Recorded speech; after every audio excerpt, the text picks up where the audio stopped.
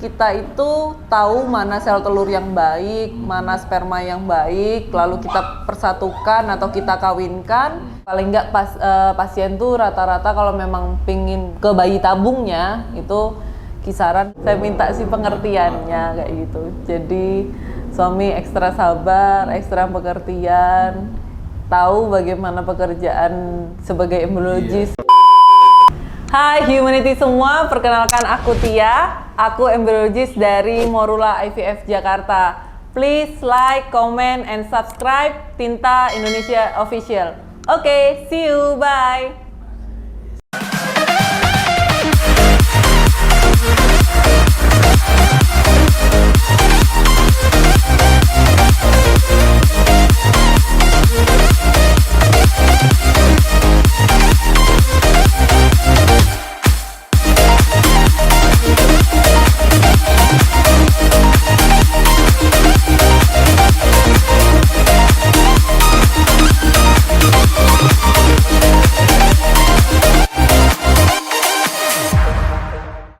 Assalamualaikum warahmatullahi wabarakatuh. Salam sejahtera dan salam bahagia bagi kita semua. Aduh, suasana baru lagi nih, lagi di mana nih? Yang pasti narasumber kita kembali lagi seorang perempuan muda, berbakat, pintar, cerdas, wah luar biasa lah, cantik juga, seorang ibu rumah tangga juga, ya? Iya sih, bisa dibilang. Siapa dia? Kak Tia! Hai! Kak Tia, apa sih ya profesinya ya? Penasaran kan? Menarik banget loh. Ini bisa dibilang profesi tabu ya, mungkin di Indonesia masih Langka. Lumayan tabu. Sedikit gitu ya. Apa sih Kak profesinya Kak? Kalau boleh tahu Kak? Apa ya, bisa dibilang kalau profesi sih istilahnya sekarang tuh embryologis sih. Embryologis itu orang yang ya sekarang memang expert di dunia bayi tabung begitu. Bayi tabung, itu gimana maksudnya kerjanya? Bayi tabung gimana sih? Ngurusin apa gitu? Kerjanya sih ya pastinya di dalam lab. Jadi aku memang kerja di dalam lab, setiap harinya di dalam lab kita sama-sama dengan dokter. Kita membantu pasangan-pasangan yang pengen punya momongan, pengen punya anak, kayak gitu. Udah lama Kak menjalani profesi ini? Masuk ini, tahun ini 2021 ya, masuk tahun keempat. Lumayan juga ya. Tapi yang aku tahu, Kak Tia kan sebelumnya dokter hewan ya? Bener Mas. Aku alumni Fakultas Kedokteran Hewan Universitas Erlangga ya. Jadi teman-teman yang ada di Surabaya, hai semuanya. Sekarang merantau di Jakarta. Kalau boleh tahu kenapa Kak dari dokter hewan ke embryologis? Okay. Jadi embryologis tuh memang dunia baru ya, apalagi buat profesi dokter hewan. Tapi memang dari dulu sebenarnya kita tuh juga bisa terjun ke dalam dunia kedokteran, membantu dokter untuk ya mensejahterakan kehidupan manusia melalui bayi tabung ini gitu. Pengen kebutuhan juga ya. Benar banget Mas. Itu kenapa Kak bisa beralihnya ke situ? Ya kalau dari Kakak sendiri. Dari pertama pasti tertarik ya, tertarik. Yang bikin tertarik, sebenarnya aku pengen jadi dokter. Cita-cita dari kecil lah ya, dokter umum. Cita-cita dari dulu pengen jadi dokter gitu. Tapi memang ya ternyata Tuhan kasihnya ke dokter hewan gitu loh. Jalannya tuh jalan ke dokter hewan. Ya beda pasien itu aja sih. Beda pasien. Dan setelah masuk ke dokter hewan, profesi dokter hewan, ternyata ya ada salah satu dosen nih, ya Bu Wiji ya. Bu Wiji ya, halo Bu Wiji. Bu Wiji, Prof Wiji, beliau yang kenalkan ke aku tentang dunia ini, dunia embryologis. Jadi ternyata seorang dokter hewan itu juga bisa loh membantu dokter untuk mencapai keinginan orang untuk memiliki momongan melalui jalan bayi tabung gitu. Terus kalau udah ngejalanin gini, apa yang bikin semakin menarik lagi Kak? Oke, yang bikin semakin menarik pasti kalau pasangannya berhasil, Mas. Serius Kak? Serius. Kalau pasangannya bahagia, seneng, positif ya, udah garis 2 nih, pasti kita juga ikut seneng. Itu udah kalau bisa dibilang presentasi dari yang positif sama yang negatif, yang berhasil sama sukses tuh banyakan yang mana Kak kira-kira? Ya kita nggak bisa Kalau yang selama Kakak jalanin ini, tentu semuanya kan banyak faktor ya Mas ya, faktor keberhasilan pasti banyak. Jadi kalau di tempatku sendiri itu kita rata-rata keberhasilan 50 pernah mencapai 70% faktor keberhasilan. Tapi memang faktornya kan banyak, bisa dari faktor usia, bisa dari faktor ya kesehatan pasangannya sendiri kayak gitu. Kakak sebelumnya di mana sih Kak? Kalau boleh tahu, klinik atau rumah sakit atau gimana Kak? Kliniknya. Klinik ya? Klinik ya, saya bilangnya kan klinik bayi tabung. Tapi memang kita harus berdiri di bawah rumah sakit ibu dan anak. Gitu. Ya bersyukurnya sih saat ini aku di rumah sakit ibu dan anak Bunda. Tapi kalau kita sebutnya sih di anak perusahaan Bunda Medik, jadi namanya adalah Morula IVF Jakarta. Itu berapa cabang Kak? Morula IVF Indonesia ya, PT-nya itu Morula IVF Indonesia, banyak banget cabangnya Mas. Di Surabaya juga ada, di Pontianak ada, di Makassar ada, di Padang ada, di Jogja nih yang baru seperti itu. Itu kalau di Jakarta berarti pusatnya? Di Jakarta pusatnya di Menteng. Oh, di Menteng. Tapi kita juga punya cabang 2 lagi, itu di Betsaida Tangerang, terus di Margonda Depok. Gitu. Jadi ada 7. Oh iya. Yang aku dengar ada beberapa faktor yang mempengaruhi keberhasilan itu kan untuk mencapai bayi tabung itu. Ya salah satunya faktor usia. Itu faktor usia itu umur ada maksimalnya berapa Kak? Kalau misalkan oh ini masih optimis nih karena umurnya masih muda atau masih sekian umurnya gitu, berapa tuh? Paling enggak sih kisaran kalau cewek ya Mas yang benar-benar kita ya istilahnya ada alarmnya lah.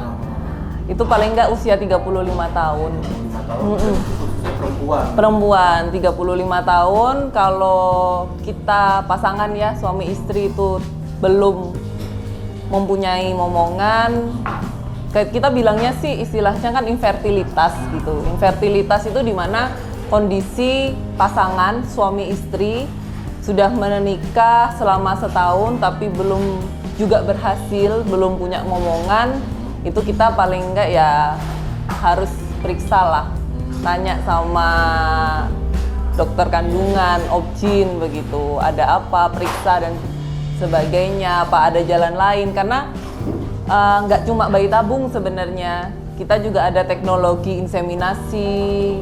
Inseminasi itu kita membantu pasangan untuk memiliki keturunan tapi dengan metode pencucian sperma gitu. Jadi spermanya itu kita cuci, lalu kita masukkan ke dalam tubuh si ibu. Jadi ibaratnya biar spermanya yang benar-benar berkualitas yang masuk, yang udah dicuci itu tadi. Gitu. Kak, sebelumnya deh, itu kan istilah bayi tabung, apa benar-benar istilah itu benar kayak gitu dimasukin tabung dulu terus masukin ke rahim?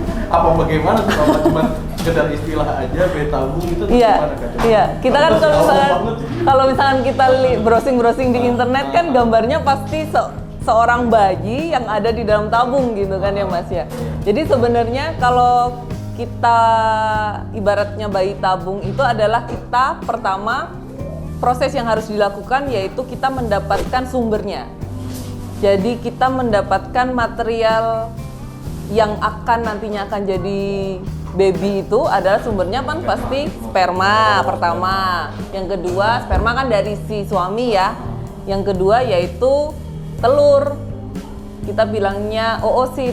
Itu dari tubuh ibu begitu. Jadi kita harus dapatkan sel telur, nantinya ada proses namanya ovum pick up, di mana dokter itu akan mencari itu atau menarik satu demi persatu cairan folikel yang ada di tubuh ibu, lalu didapatkan yang namanya sel telur. Karena memang di dalam cairan folikel itu nanti kita harus lihatnya di bawah mikroskop, tapi Mas ukurannya kecil banget, nggak bisa dilihat mata biasa. Ini aja aku dengerin aja udah agak ribet ya. Ribet. kayaknya mulai nyusul ya dulu waktu SMA sekolah IPA sering cabut. Biologi ya, memang benar. Menarik banget ya kayak. Itu menarik. Yang paling mempengaruhi itu antara perempuan atau laki-laki untuk suksesnya itu. Suksesnya kalau ditanya mana yang paling berperan, kalau aku bilang namanya kita pengen punya momongan, pasti harus ada kerjasama. Benar. Suami dan istri pasti. Kalau aku ditanya jawabannya 50%. Jadi 50-50 Mas. Prosesnya pasti harus ada peran dari sperma dan juga peran dari sel telur untuk terjadinya namanya pembuahan atau fertilisasi itu. Jadi benar-benar kawin antara sperma dan juga sel telur. Yang tugas ngawinin siapa? Aku, embryologis gitu. Itu syaratnya gimana tuh Kak kalau boleh tahu? Misalkan ada klien nih atau pasien ya. Pasien yang mau ikut program itu, terus persyaratannya apa yang paling utama nih di antara dua orang pasangan itu? Oke. Yang harus disepakatin dulu gitu. Benar. Jadi pasti yang pertama kalau di Indonesia ini memang dunia bayi tabung itu masih memang dianggap hal yang tabu, seperti Mas tadi bilang, belum banyak dikenal orang itu. Jadi kadang pun juga pasangan itu kalau belum punya momongan atau belum punya anak, kadang untuk sharing itu agak susah ya. Tapi ya pesanku buat teman-teman semua yang istilahnya sudah menikah tapi belum juga dikaruniai momongan, nggak ada salahnya untuk kita buat cerita sama orang lain gitu. Siapa tahu orang lain pun juga bisa berbagi cerita dan pengalamannya, karena memang ya itu juga karunia gitu kan pasti. Iya sih. Gitu. Tentunya ceritanya ke orang yang tepat ya Kak ya? Bener, cerita ke orang yang tepat. Banyak tuh teman-temanku yang cerita ke aku karena sudah tahu aku kerja di sini begitu. Tapi ya seenggaknya kalau memang mau periksa itu juga lebih baik, karena memang dokter kandungan atau dokter obgyn itu pasti akan nanti lebih klinis ya, tahu mencari sumber kenapa sih kok belum juga dikaruniai padahal sudah menikah selama setahun atau lebih, mungkin sudah berhubungan intim tanpa alat kontrasepsi tapi tetap juga nggak berhasil seperti itu. Kalau di Indonesia sih syaratnya yang pertama pasti harus pasangan suami istri yang legal. Legal ya, pasangan suami istri yang legal. Jadi secara catatan sipil, bukan cuma agama doang. Oh berarti itu administrasi juga? Benar, administrasi diperlukan. Kita di Indonesia, jadi Indonesia benar-benar ketat sih kalau soal ini. Kalau bayi tabung di luar memang mungkin agak bebas, tapi kalau di Indonesia ini ya harus ngikutin lah ya. bener, karena memang ada hukumnya Mas. Kita kerja, Undang-undangnya gitu. iya bener. Jadi baik itu semua tim klinisi, jadi juga embryologis, itu semua kita bertanggung jawab untuk ya demi pasangan ini. Ya yang kita satukan kan sel sperma dan juga sel telur ini kan dikeluarkan dari tubuh masing-masing tuh. Jangan sampai nih tertukar gitu loh. Jadi itu tanggung jawabnya berat. Gitu. Harus ada legalitasnya dulu.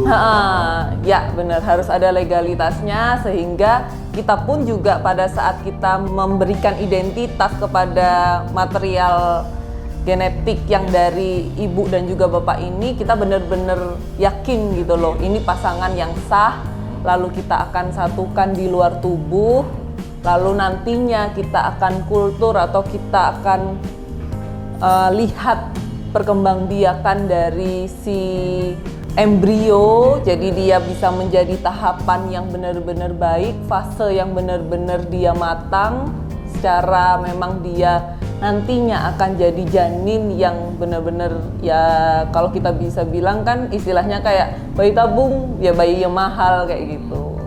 Jadi benar-benar bayi yang nantinya akan jadi ya harapan yang benar besar gitu loh. Terus selain legalitasnya apa lagi Kak?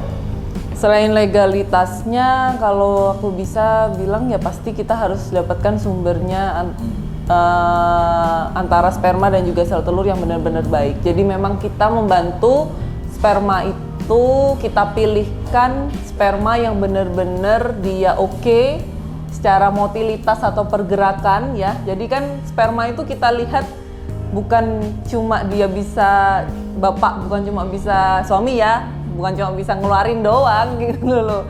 Tapi di dalamnya juga ada isinya. Oleh karena itu, berkualitas enggak, berkuantitas enggak. Jadi ada jumlahnya mas. Lihatnya di mana? Di bawah mikroskop. Lagi-lagi aku nggak bisa kerja kalau tanpa mikroskop. Makanya nggak ada yang namanya WFH di tempatku. Oh gitu. Nggak ada yang Masuk namanya. terus tuh, Kak? Masuk terus, wajib. 7 hari, sehari 7 jam. Mikroskopnya dibawa pulang nggak boleh? Nggak bisa. Ya kan boleh gitu, khusus nih. Nggak bisa, aku nggak bisa kerja tanpa mikroskop. Protokolnya ketat banget di sana kayak. Ketat banget. Kalau ini ya apa? Direktur labku, Prof Arif, hai Prof Arif.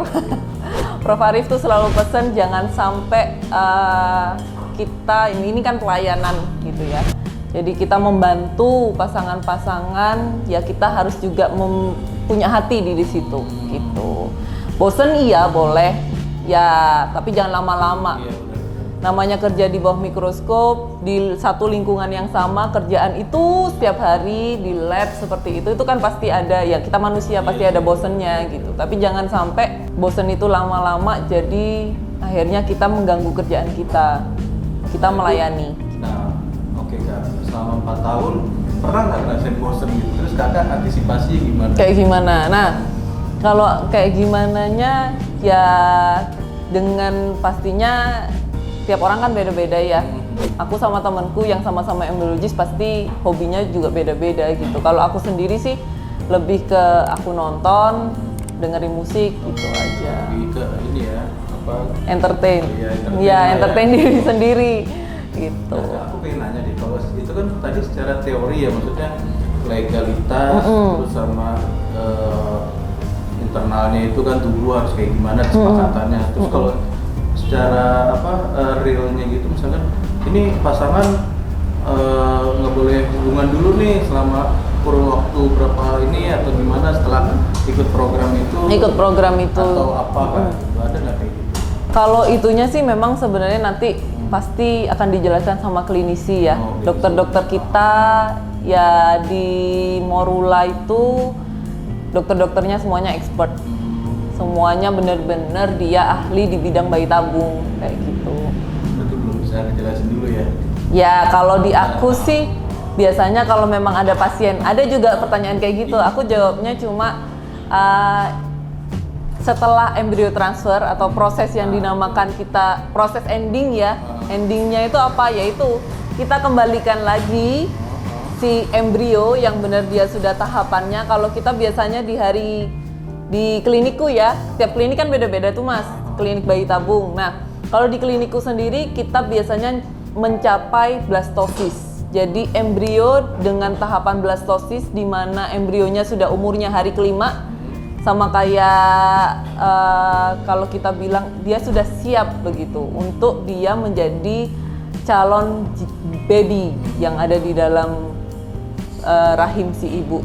Jadi dia sudah siap untuk menempel nantinya, lalu kan paling enggak setelah dia menempel 2 minggu setelah itu kita bisa, setelah proses 2 minggu setelah proses transfer kita bisa lihat yang namanya beta HCG. Nah kalau mau berhubungan paling amannya kapan? Kalau ibaratnya aku bisa ngomong sih ya setelah benar-benar pasti ya ada keputusan bahwa ibu ini hamil begitu. Kalau memang masih ragu-ragu kan ibaratnya kalau kita bisa bilang ya prosesnya tuh panjang gitu loh. Proses bayi tabung tuh panjang, jadi sayang kalau ya kita gegabah gitu, atau istilahnya ya perlu hati-hati paling enggak kita. Nah, kalau panjang itu kira-kira berapa lama sih Kak? Kalau Prosesnya. Sebelum-sebelumnya. Nah nanti prosesnya jadi setelah pemeriksaan, baik itu suami, pemeriksaan sperma, jadi teman-teman yang ada di analisa sperma nanti akan membantu lab pemeriksaan sperma begitu. Jadi nanti dokter pasti akan menyarankan kepada si suami atau bapak untuk memeriksakan spermanya. Jadi di situ bisa kita lihat bagaimana kualitas sperma. Ada nggak spermanya? Jadi memang belum tentu suami atau bapak itu bisa mengeluarkan tapi ada spermanya. Berarti harus diobservasi dulu ya? Bener, setelah bapak itu mengeluarkan kita akan lihat di bawah mikroskop ada spermanya nggak. Lalu spermanya itu secara kuantiti atau secara jumlah itu berapa. Lalu secara motilitas atau pergerakan itu bagaimana, bagus nggak. Nah setelah itu baru si ibu nanti akan dilihat pemeriksaan pasti hormon, karena memang nanti ibu akan diberikan hormon, dipicu atau distimulasi hormonnya sehingga nanti didapatkan berapa folikel yang akan berhasil atau membesar begitu, sehingga nanti pada saat proses ovum pick up yang saya tadi ceritakan bisa diambil, dan nantinya diharapkan di dalam proses ovum pick up itu benar-benar ditemukan yang namanya sel oosit atau sel telur. Kompleks juga. Wah, iya Kak, silakan. Ini kopi apa Kak? Kopi ragil. Oh iya. Spesial. Apa nih? Kopi emang namanya kopi ragil ya? Iya, ragil spesial. Oh iya. Makasih ya Kak. Dengan kakak siapa nih? Dan kakak Leticia. Oh iya. Makasih banyak ya Kak. Iya. Nih sebelumnya Terima kasih, Kak. aku ucapin dulu terima kasih banyak buat kopi ragil, khususnya buat ownernya Kang Asep. Kembali lagi terima kasih banyak sudah menyiapkan tempat kami untuk ngobrol, sharing-sharing santai lah gitu. Kopinya mantep loh Kak, mau kopi lagi apa? Silakan. Boleh sih. Kalau mau kopi lagi nggak apa-apa. Apa kopi apa Kak? Macam-macam di sini kopinya. Nih ada yang warna pink-pink gitu loh mas. Yang dingin apa yang panas? Yang dingin aja deh. Tadi apa? Kakak kan latte, Mexico latte atau smoke pink? Boleh yang ini deh mbak, Boleh. smoke pink lady. Smoking lady, Ah, kopi. iya. Apa? Nggak apa. Terima kasih. Ini kopinya yang aku pernah coba sih enak gitu. Ntar silakan datang lagi di sini. Alamat nanti ada di bawah ya. Oke Kak, lanjut lagi. Kalau dari aku lihat ya tadi dengar dari kakak, itu kan kayaknya kompleks banget tuh prosesnya segala macam. Tentunya dari psikisnya juga mempengaruhi kayak. Benar. Dibilangin apa? Iya. Apa jangan stres. Itu penting banget sih mas. Kenapa? Karena kalau mas tadi bilang kompleks, wanita tuh juga kompleks. Iya benar sih. Jadi- Karena kita susah ditebak juga. Apalagi kalau udah ngomong terserah itu tuh gawat itu. Jadi ini suami-suami tuh harus pengertian sama si istri itu. Bener-bener. Nah makanya kita kan mau ngangkat ya, kembali lagi alhamdulillah kan dapat narasumber yang luar biasa lah, dan ini bisa mengedukasi bagi kita semua, memasukkan kita semua. Embriologis, aduh itu aja tadi dengerin ceritanya aku agak mikir lagi nih apa sih semua ini. Tapi ternyata kan dulu pernah belajar juga di IPA kan, oh iya benar gini secara bentukannya apa sama gitu. Nah balik lagi kan tadi ke psikis. Dari prosesnya itu mana yang paling tadi 50% ya psikisnya ya. Kalau itu pendapatku ya, tiap orang kan beda-beda pasti. Sekarang gini deh pertanyaannya, mana dari laki-laki atau perempuan yang paling bandel untuk menjalani prosesnya biasanya sebelum-sebelumnya yang bikin wah ini nih laki-lakinya mungkin karena merokok atau perempuannya karena suka begadang atau gimana, jadi mempengaruhi itu apa tuh Kak? Oke, kalau aku dari menurutku ya, menurutku pengalaman. sih pengalamanku, kalau untuk menjalani proses bayi tabung ini rata-rata pasti yang menggebu-gebu itu pasti cewek. Oh gitu. Jadi yang paling pingin punya anak tuh kan rata-rata ya yang cewek gitu loh. Kalau belum dikaruniain pasti kenapa ya, jadi khawatir sendiri gitu loh, jadi worry sendiri. Nah terus yang agak susah untuk disuruh periksa itu Laki-laki. cowok gitu. Jadi si bapak nih agak harus disentil dulu. Ayo Pak periksa gitu. Kenapa? Karena anggapannya masa sih ada yang salah sama aku bisa ngeluarin kok. Aku bisa kok. Jadi jaminan ya Kak. Tapi nggak ada jaminan Mas. Itu yang juga bikin aku makin tertarik di dunia ini karena banyak hal-hal yang perlu dipelajari. Banyak hal-hal yang bikin kita gitu loh. Oh ternyata begini, oh ternyata begitu gitu. Karena memang tidak menjamin. Karena yaitu kita bisa lihatnya di bawah mikroskop. Hal sesuatu yang kecil yang hanya setitik debu tapi itu bernilai gitu loh. Sperma, sel telur itu sangat bernilai. Datang. Makasih Mbak. Ya itulah kayak gitu. Harus ada kesepakatan dari dua belah pihak juga. Benar, harus. Kalau tadi Mas bilang mempengaruhi psikis. Makanya di klinik kami juga ada yang namanya psikolog. Gitu. Kami sediain. Buat mantau. Benar, bisa buat kalau observasi memang gitu ya. pasangan itu butuh untuk sharing, cerita dan ya tentunya kalau misalkan pada saat ini ya proses embrio transfer kiat-kiatnya biasanya pasangan tuh tanya apa sih yang buat berhasil, kenapa sih bisa gagal kayak gitu juga. Kalau aku bilang, Bu, yang paling penting ibu nggak boleh stres. Ibu nyaman aja, relax aja setelah embrio transfer. Yang penting ibu seneng. Bapak tolong senengin tuh istrinya. Tolong dibuat happy. Dia sudah nerima embrio, kan sudah dikembaliin lagi ke dalam rahim.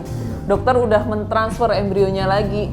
Jadi calon yang bakal jadi baby ini biar dia bisa nempel gimana caranya? Ada nggak sih obatnya?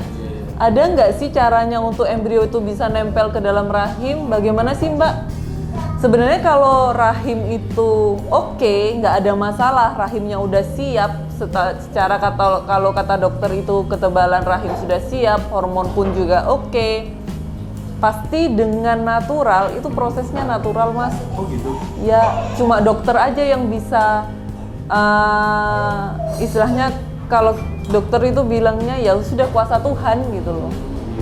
Jadi memang kalau memang udah rezeki ibu, sudah berkatnya ibu akan hamil. Mengapa? Karena embrio itu pada saat dia sudah di dalam rahim, embrionya sudah oke. Kalau kita bilang secara dia udah siap, kita kan pasti mentransfer embrio yang oke ya. Nggak mungkin embrionya kalau nggak oke pasti nggak ditransfer. Yes. Kalau embrionya kita bilang good, dia secara kita bilang kualitasnya oke, dia pasti punya kemampuan di dalam rahim untuk menempel.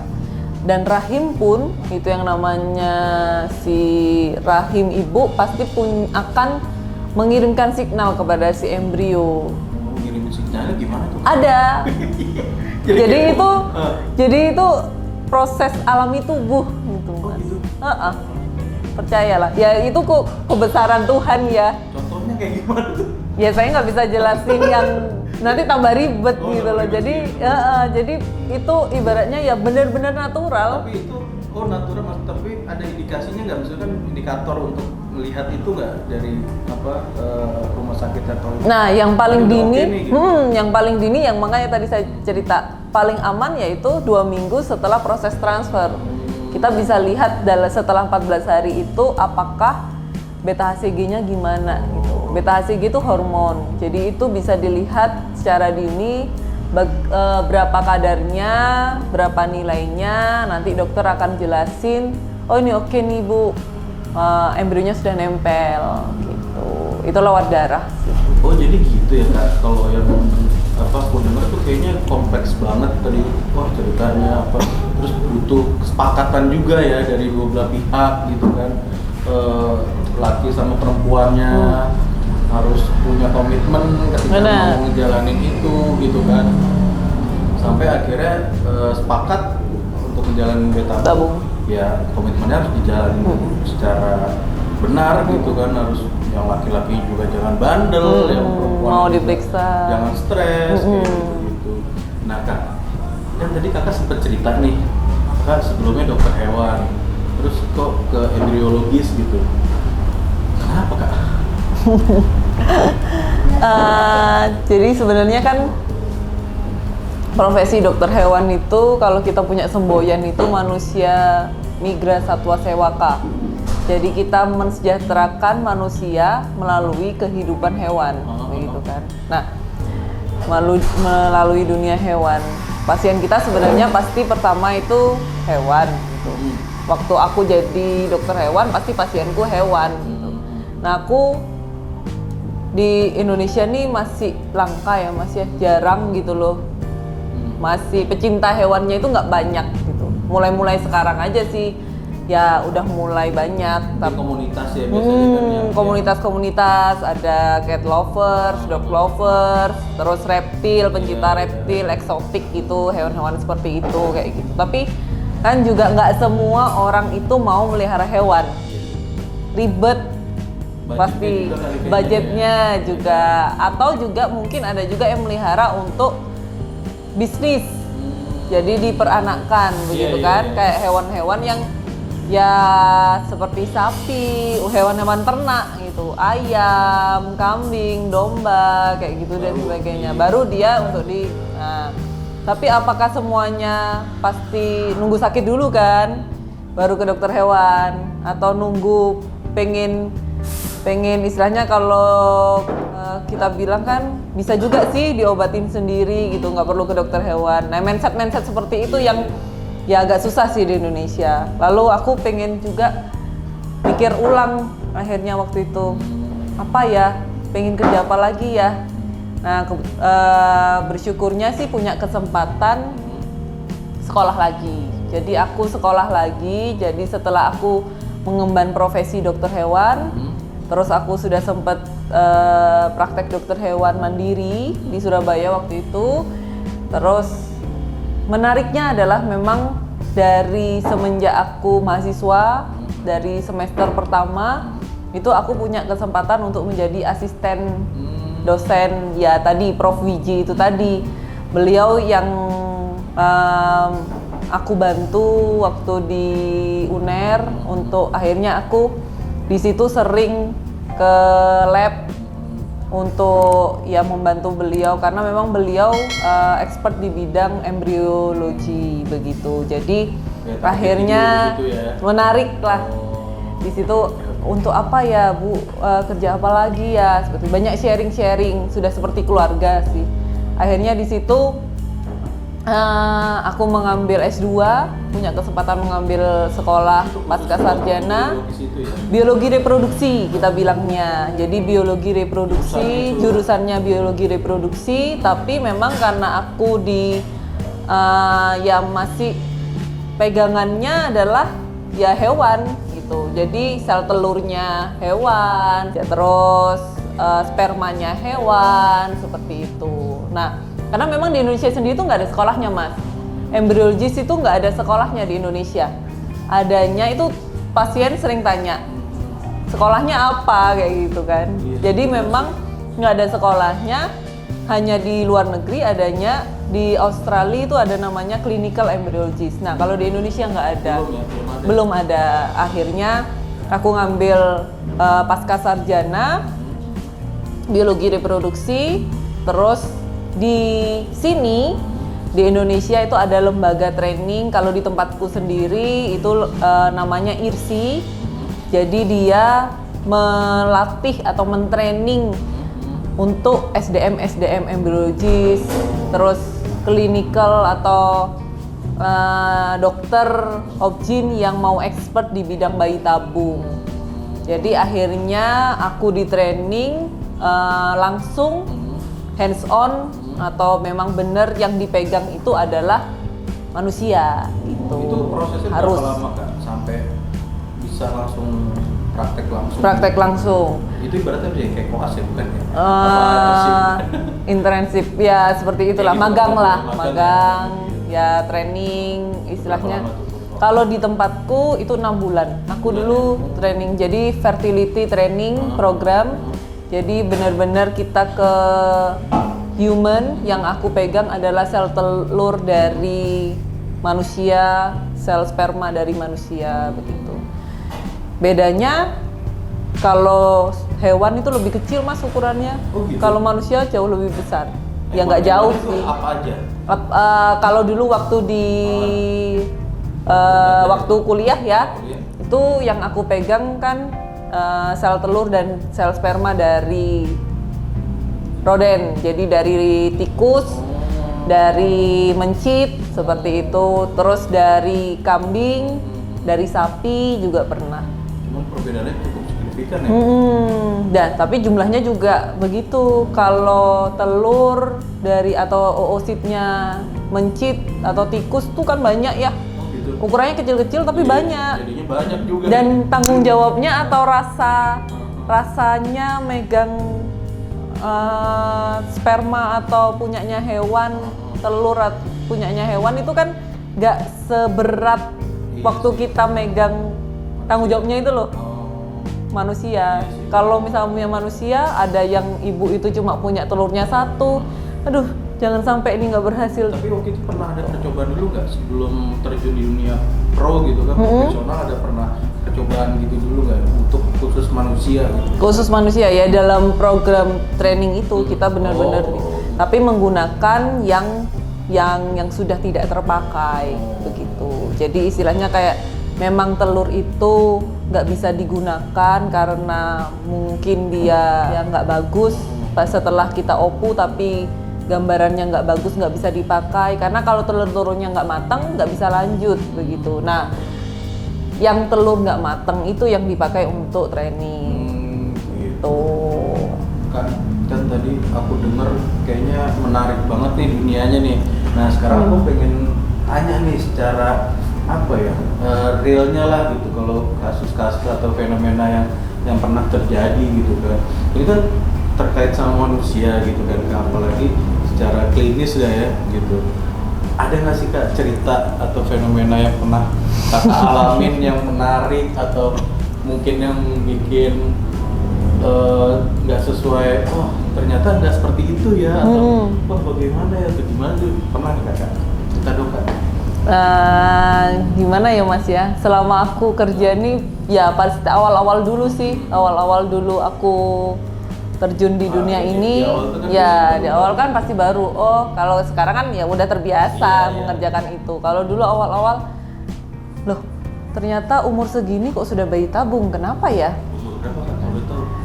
Kelahiran 90-an. Serius? Sudah bayi tabung gitu. Seumuran aku lah, aku kan kelahiran 92, tapi udah bayi tabung. Udah nikah baru belum setahun. Itu juga sudah ada yang bayi tabung. Kenapa gitu kan?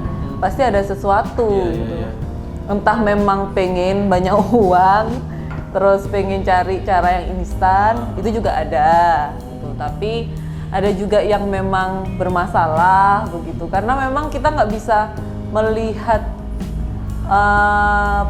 suatu pasangan itu istilahnya, oh dia subur nggak lewat ya baik-baik aja, itu lewat dari postur, lewat dari oh ganteng, cantik, oh tinggi, terus si ceweknya oke-oke aja tuh, nggak ngerokok, si bapaknya juga hidup sehat, ya belum tentu sebenarnya. Nggak jadi jaminan tuh ya? Iya, semuanya nggak jadi jaminan. Ya sebenarnya sih yang pasti yang pertama pola hidup gitu, pola hidup sehat yang pasti, yang akhirnya kan nanti tubuh kita juga akan mengeluarkan sesuatu yang sehat. Tadi kan sempat cerita ya katanya ada yang sebelumnya fenomena yang terjadi juga badannya gede gitu, keker, tapi ternyata nggak bagus juga.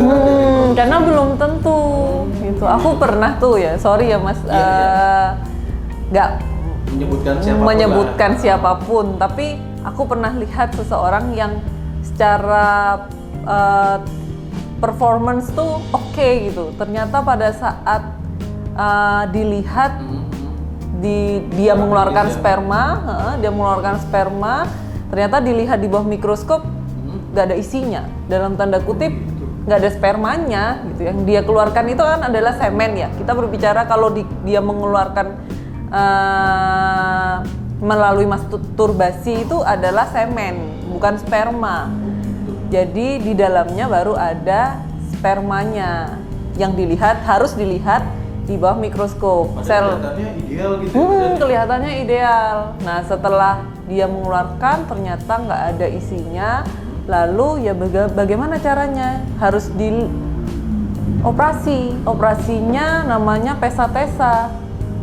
Pesatese itu kita mencari sperma langsung dari pabriknya. Pabrik. Dia sendiri. Bener, dari pabriknya. Pabriknya dari mana gitu kan? Ya harus nanti dokter yang akan mengoperasi, dokter urolog atau memang kalau dia sudah konsultasi dengan dokter androlog, nah itu akan dicari lewat operasi itu. Langsung diambil dari pabriknya.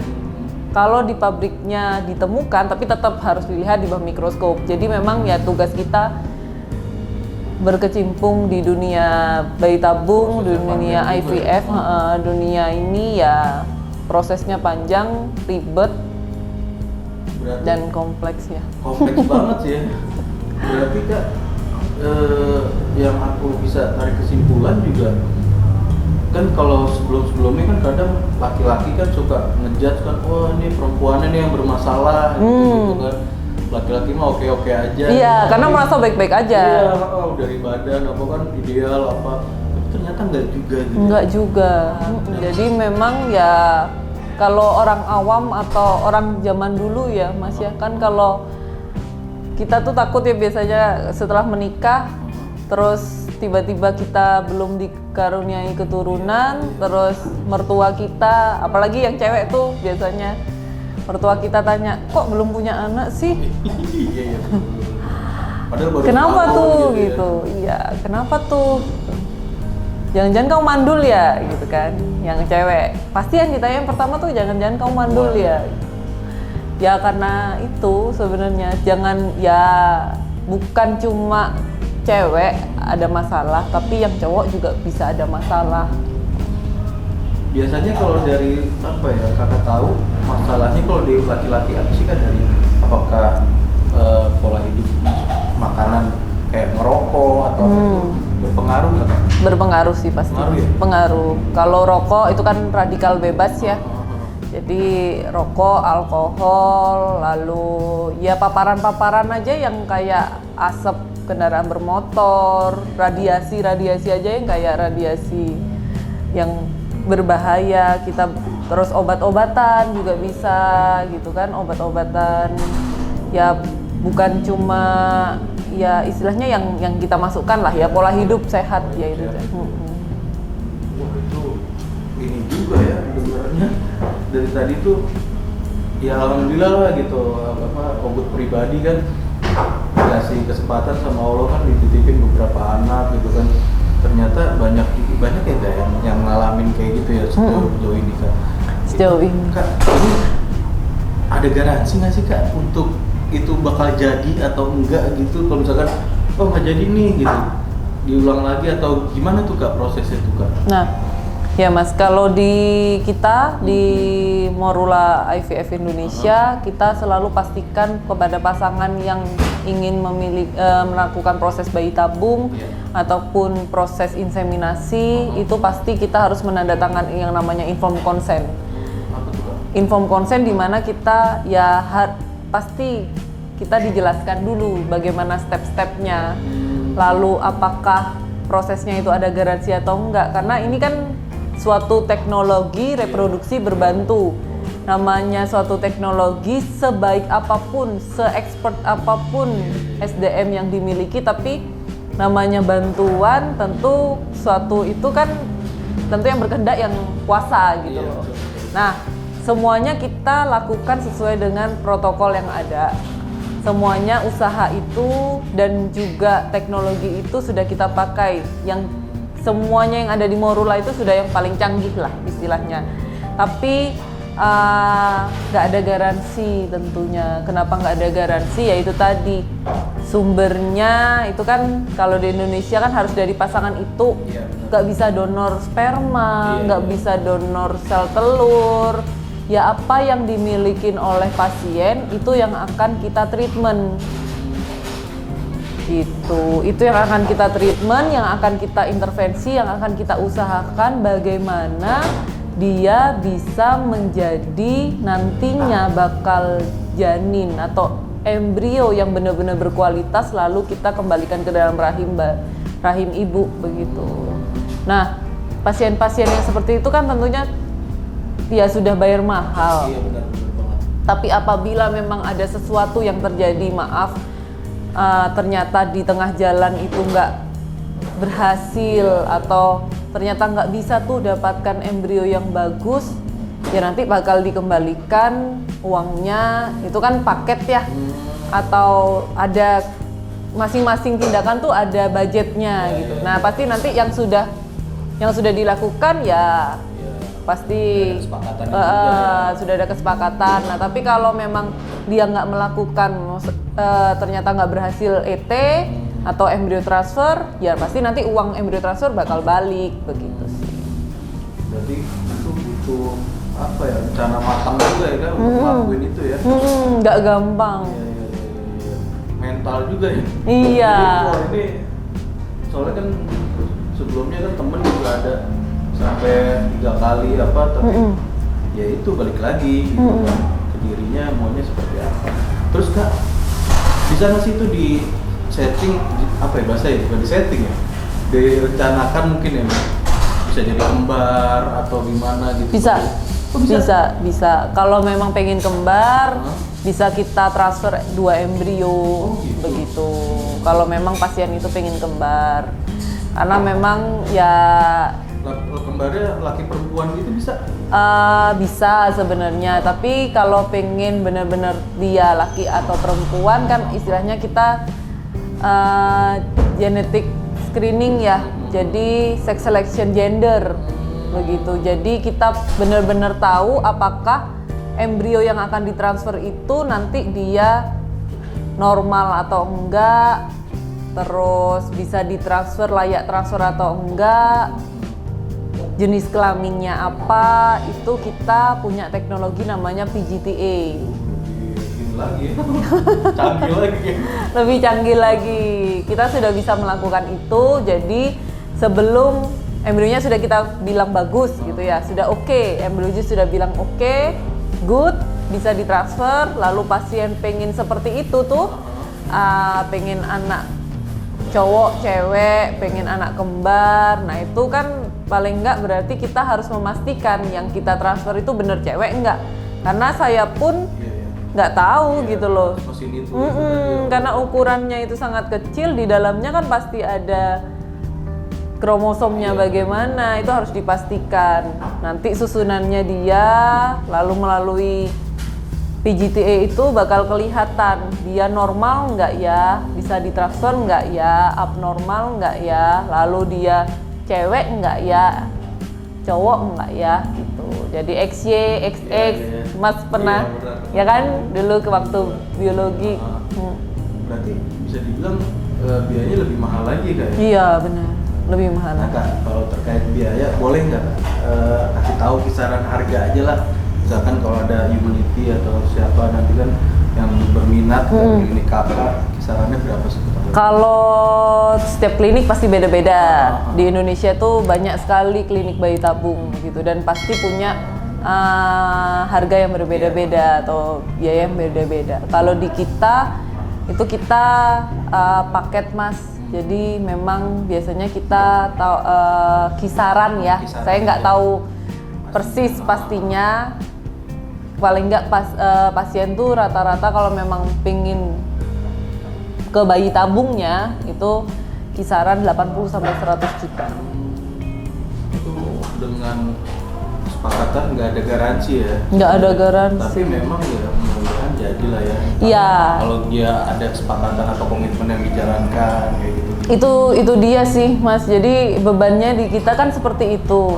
Jadi kita udah pasien bayar mahal, jadi nggak ya? Nah kayak gitu. Itu kan kita juga istilahnya setiap hari itu kita udah doa terus Terus kita kalau ketemu pasien atau kita pada saat melihat embrio pagi-pagi, bagus dong dek, bagus dong dek gitu. Kita kayak ngomong gitu loh sama si embrio itu, tolong bagus dong, ayo dong berkembang dong. Kalau kita setelah menyatukan antara sperma dan juga sel telur, ayo dong fertilisasi dong, fertilisasi dong.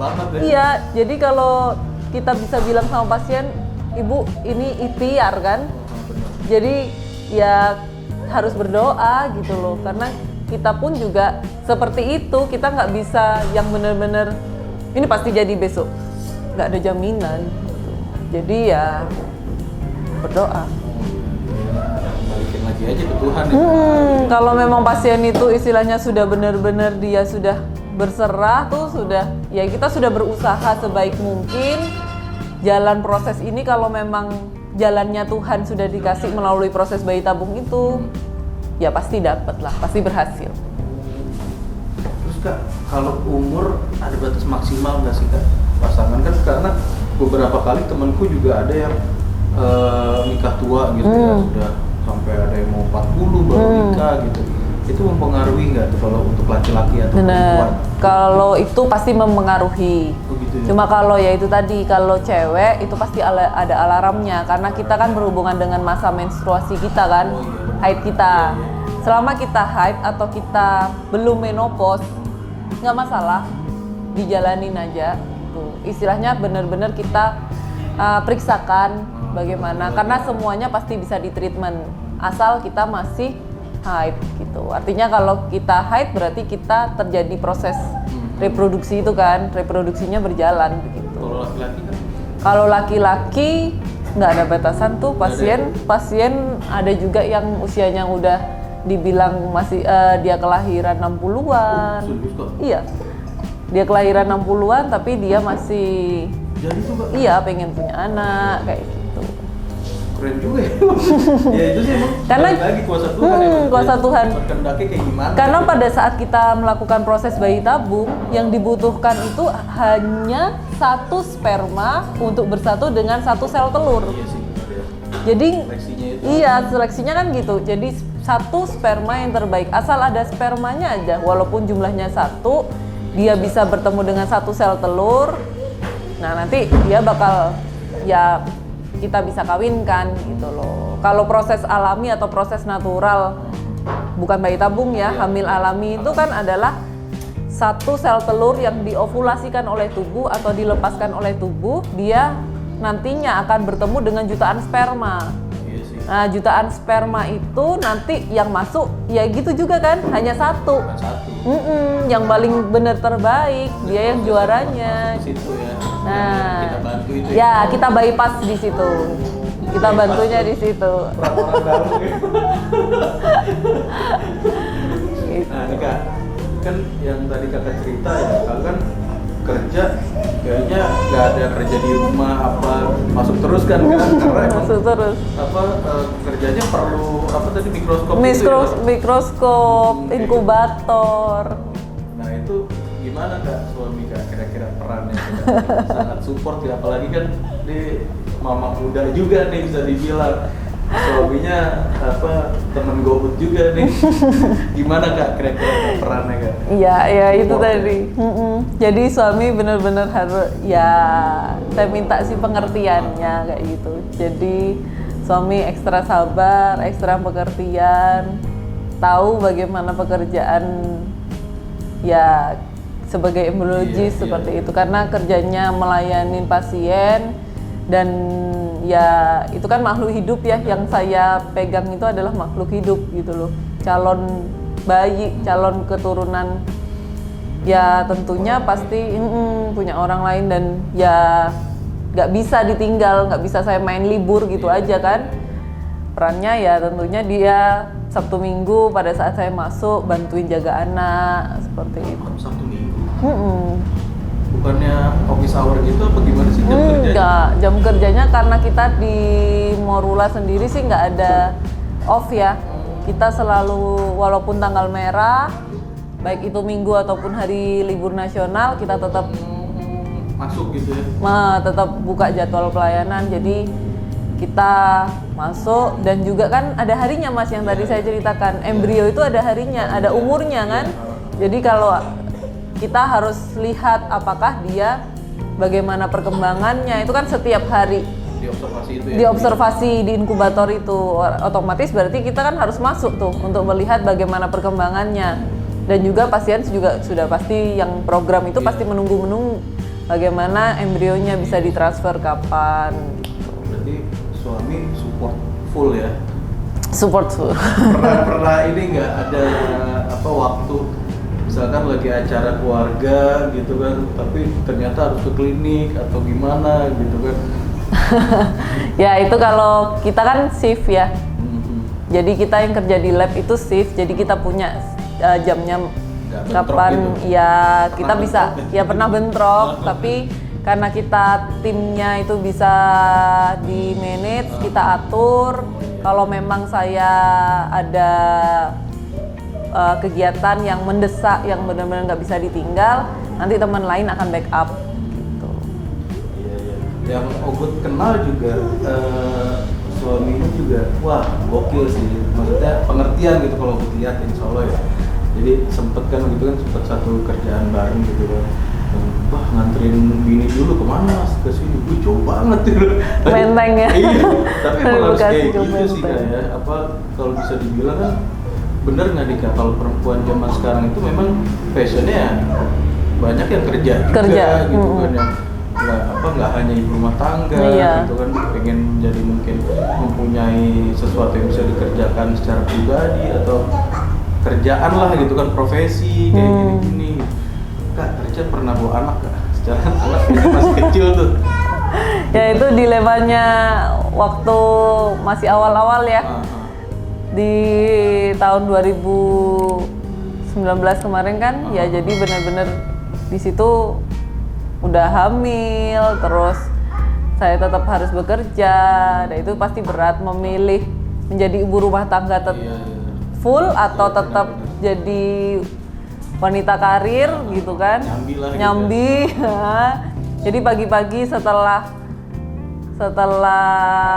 ya tentunya setelah melahirkan itu ya tetaplah Mas, pagi-pagi itu cobaannya harus bawa anak ke penitipan karena memang aku nggak pakai ke daycare, jadi nggak pakai neni, jadi nggak, orang tua juga jauh, rantau orang tua juga jauh, di rumah cuma berdua dengan suami juga kerja, otomatis ya gimana, si anak harus di penitipan, jadi pagi-pagi harus bawa anak dulu, diantar, di drop di penitipan, baru berangkat kantor. Pulang pun juga gitu. Ya karena shift, jadi kan nggak yang ikut pulang jam 5 begitu, kecuali shiftnya masuknya jam 10 baru pulangnya jam 5. Jadi pulang jam 2 paling harus on time, cepet-cepet pulang supaya bisa ada waktu untuk jemput dulu anak di daycare. Nah, ini dia nih anak ini. Umur berapa Kak? Umur 19 bulan. Jos ya? Jos Kak ya. Ikut ini ya, mama ya? Ikut mama ya? Mukamu mirip banget sama bapakmu sih. Jos anak siapa? Papa atau mama? Nah Kak, lanjut nih Kak. Kan tadi udah cerita secara proses segala macam teknis, terus support suami juga gitu. Sampai aku pengen tahu awalnya ngerantau dari Surabaya, itu dari Surabaya ya Kak, sama suami juga ya? Iya. Ngerantau dulu apa nikah dulu terus ngerantau Kak? Aku sebenarnya kan asli Bondowoso Mas. Oh Bondowoso. Bondowoso, tahu Bondowoso ya? Tahu ya. Ya jadi aku asli Bondowoso, kalau suami memang asli Surabaya. Nah, sekolah dari SD sampai SMA kecil lahir di Bondowoso, sampai SMA itu aku sekolah Bondowoso. Merantau pada saat kuliah. Jadi kuliah itu di Surabaya. Nikah dulu baru merantau gitu. Sebenarnya kerja dulu malah. Kerja dulu. Ke Jakarta dulu. Jadi kerja dulu, terus istilahnya aku kan bener-bener pengen tahu aku settle-nya di mana. Jadi aku punya kerjaan karena memang sudah tiktokan sih waktu sama suami itu mantan pacar ya. Waktu pacaran dulu tuh mau hidup di mana ya kayak gitu. Nah suami kan kerjanya di sawit tuh pindah-pindah. Sedangkan aku waktu itu ya udahlah aku sekolah dulu, punya kesempatan ngambil S2, izin juga sama dia. Gitu. Ya udah nggak apa-apa, nanti kerja mau di mana seperti itu. Nah terus dapat kesempatan di Morula IVF Jakarta ini, akhirnya kerja di sini. Waktu itu harapannya biar bisa sama-sama tinggal di sini memang, karena waktu itu kan suami di HO ya, di pusat. Jadi akhirnya ya di situ aku seneng sama-sama bisa sekota nih gitu. Baru akhirnya nikah, ya akhirnya kita di sini deh tinggalnya. Suaminya pengertian juga bisa dibilang ya. Hatinya Hello Kitty tapi. Hello Kitty loh. Untungnya anaknya laki-laki ya. Kalau mobilnya kan tempelin stiker Hello Kitty.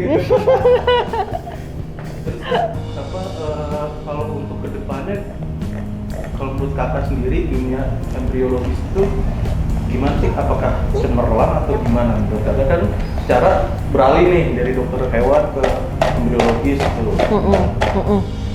Ya yang pasti namanya usaha ya Mas ya.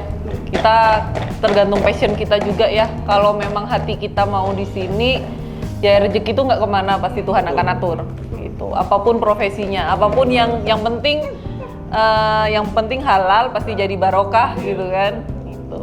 Jadi buat adik-adik dokter hewan ya yang sudah ya kan, yang sudah dia misalnya dulu bilangnya kan. Waktu aku kuliah ya, awal-awal aku jadi mahasiswa baru tuh pasti salah jurusan nggak ya? Gitu. Apa karena nggak jadi dokter terus jadi dokter hewan tuh pelarian gitu kan? Ada yang bilang gitu. Atau memang kecemplung tuh nggak sengaja ngambil kedokteran hewan, tapi setelah jalanin, loh kok gini ya? Nggak mau aku jijik-jijik kadang kan gitu. Nggak mau aku kotor-kotor, hewan tuh kotor-kotor gitu. Ya ada bidang lain di situ yang tentunya kita bisa membantu juga. Ya setiap orang passionnya di mana-mana, pasti ya bisa.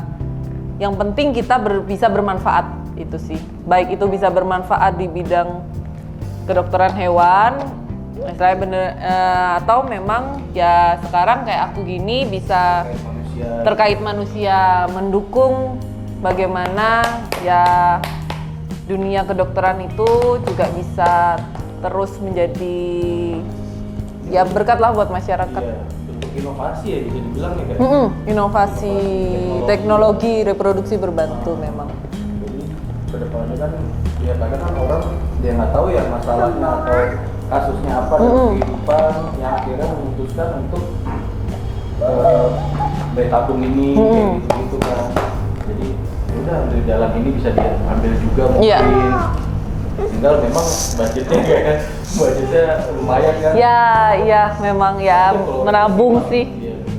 Ya siapa tahu nanti Indonesia bisa ada BPJS untuk kesana gitu membantu. Tapi memang kan karena kita juga ada program KB gitu kan, jadi masyarakat Indonesia juga sudah banyak gitu loh. Beda sama luar negeri mungkin. Kalau luar negeri itu kan ada juga yang kalau nggak punya anak malah dibantu untuk memiliki anak. Kalau baca-baca sih kayak gitu ya. Tapi karena Indonesia memang masyarakatnya sudah banyak, ya belum ke arah sana. Iya, aku jadi pengen nanya. Itu tadi bilang ada program KB itu malah kalau bisa dibilang bertolak belakang nggak sih? Bertolak belakang. Nah, tapi kan ini suatu kasus ya?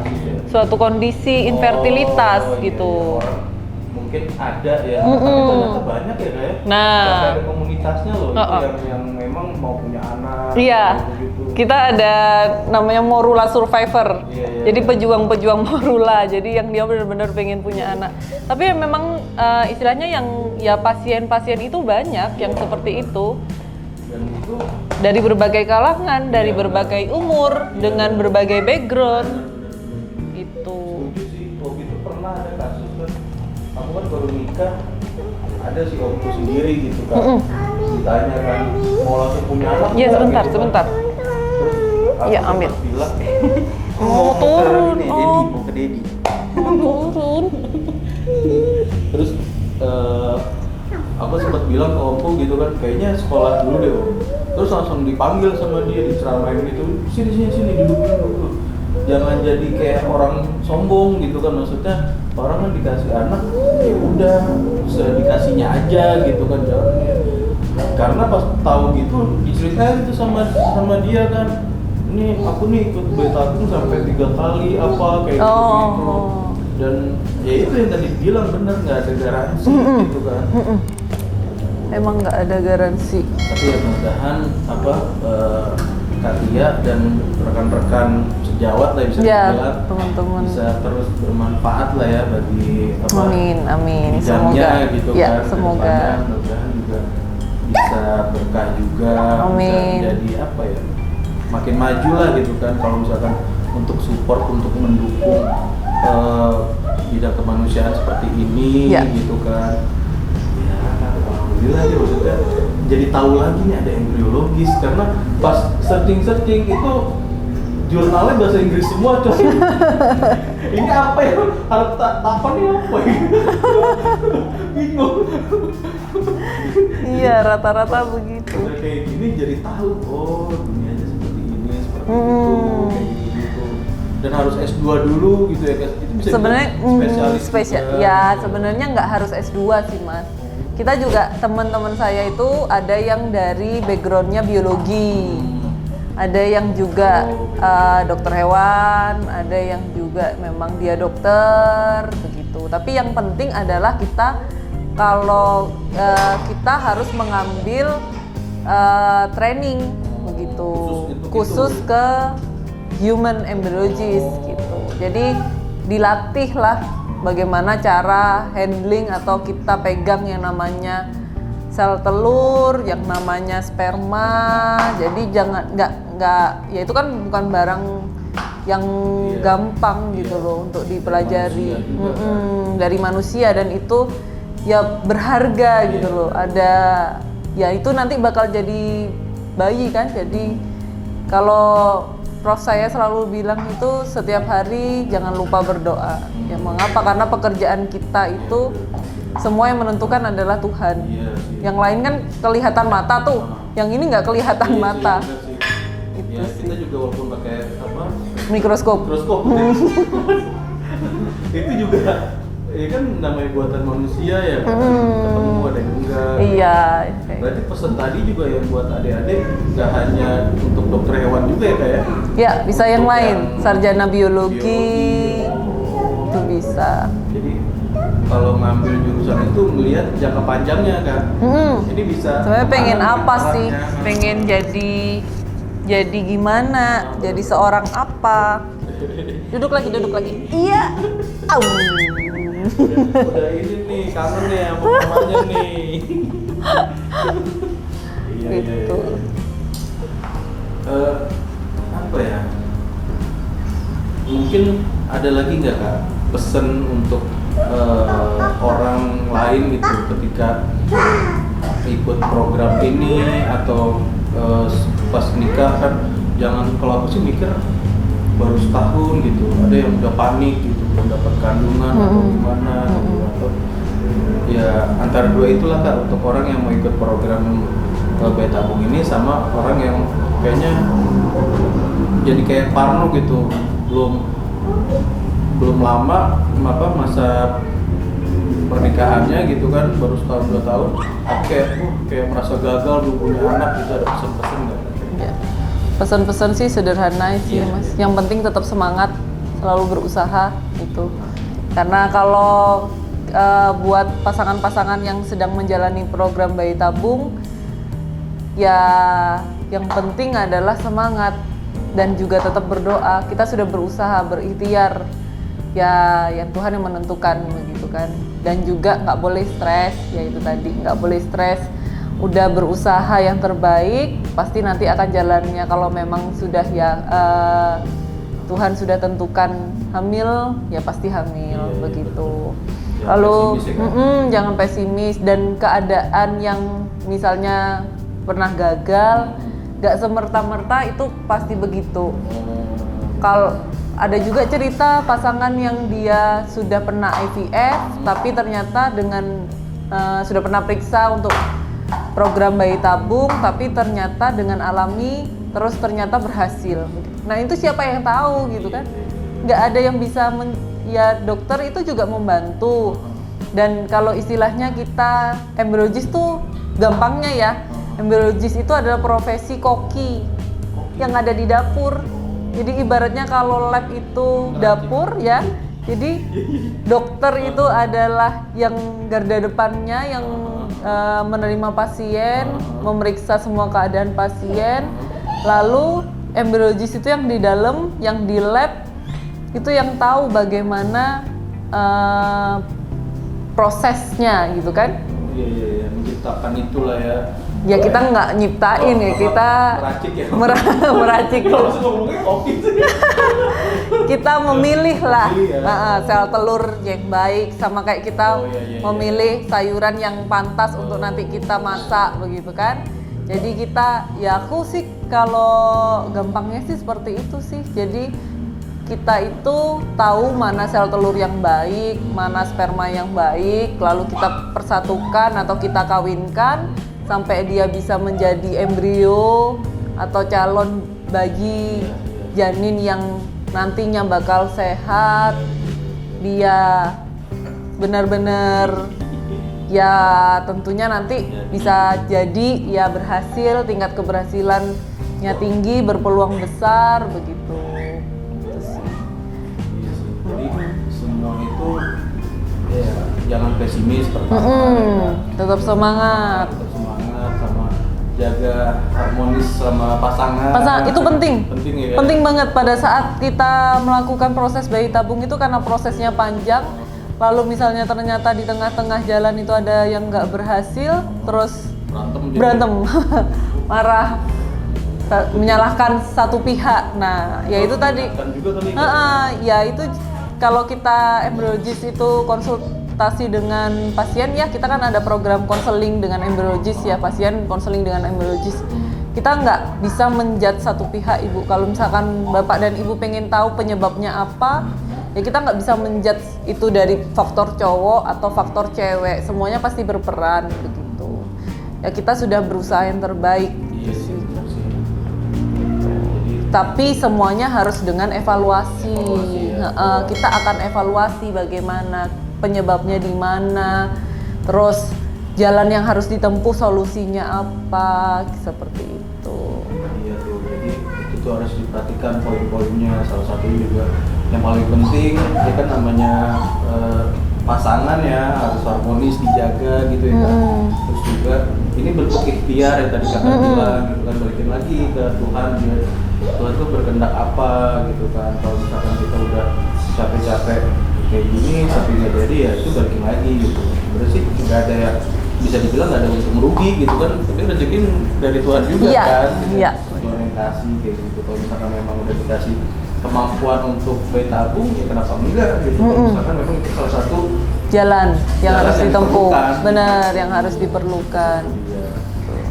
Oke Kak, paling sekian sih ngobrol-ngobrol. Nanti kalau misalkan ada yang pengen bertanya atau ada yang pengen tahu gitu kan dunia embriologis lagi gitu kan, nanti bisa tanya di komen, atau mungkin Kakak nanti bikin konten sendiri kali kayak sama dokter kan lebih klinis gitu kan jawabannya. Iya, apa yang nggak bisa aku jawab kan pasti Iya. juga nanti kita bisa sharing dengan Nanti ditunggu dokter-dokter. nanti ya bikin konten sendiri gitu kan, nanti tanya-tanya gitu ke depannya gimana. Oke, dengan senang hati. Oke Kak, terima kasih banyak. Sama-sama, Udah Mas. menyiapkan waktunya juga. Mas Jo, terima kasih banyak Mas Jo. Manajernya nih gokil deh. Terima kasih tim-tim semua. Iya, oke Kak. Mudah-mudahan sehat selalu. Amin, keluarga amin. Besar gitu kan, terus sukses terus gitu ya untuk kliniknya, maju terus. Iya, dan amin. bisa senantiasa apa ya? bisa- Membantu pasangan-pasangan. betul, membahagiakan. Itu kan salah satu bentuk bahagia juga kalau kita ada.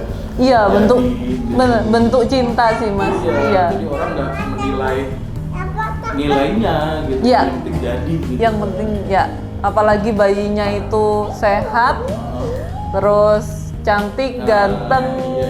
lucu. Bener. Pada saat pasien itu, oh ternyata ibu itu berhasil loh. Lah, itu udah kita kepikiran lagi tuh. udah semua proses-proses yang tadi Mas bilang ribet, kompleks itu kayak Lupa aja gitu. ya Iya, lega gitu. lega. Wih, ternyata berhasil ya. Oh, ternyata itu kemarin dari klinik kita loh. Oh, ternyata itu kemarin kayak gini loh prosesnya. Iya. Nah, itu semua, dan pasien itu pasti ya bersyukur, kitanya juga ikut bersyukur. Jadi suatu kebanggaan tersendiri dalam diri kakak dan tim juga. Iya, ya. semua tim yang ada di klinik Secara psikis semua bahagia iya banget. bahagia banget. Kita pada saat ketemu pasien itu kan kita sudah mencapai ribuan bayi. Kita ada eventnya itu ribuan bayi. Bisa kepoin semua Iya. yang ada di Morula Ada itu. sosmednya juga kan kayak. Ada semua. Ya bisa dilihat-lihat gitu, nanti tunggu juga nih kalau dia bikin kontennya terkait embriologis, karena memang masih sangat tabu sih, masih sangat awam gitu kalau misalkan aku bilang ya embriologis. Tapi ya mudah-mudahan ini bentuk kemajuan juga dari Indonesia gitu kan, yang udah menyediakan ini juga gitu kan. Iya. Belum ada yang udah prepare kayak tadi Australia ya kan? Australia ya, kalau di luar negeri mah banyak ya Mas ya. Di Indonesia ya itu. Oke Kak, terima kasih banyak sekali lagi waktunya.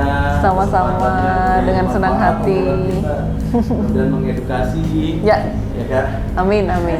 Semoga Community, terima kasih banyak sudah menonton, dan jangan lupa like, comment, dan subscribe. Share juga ya. Oke. Assalamualaikum warahmatullahi wabarakatuh.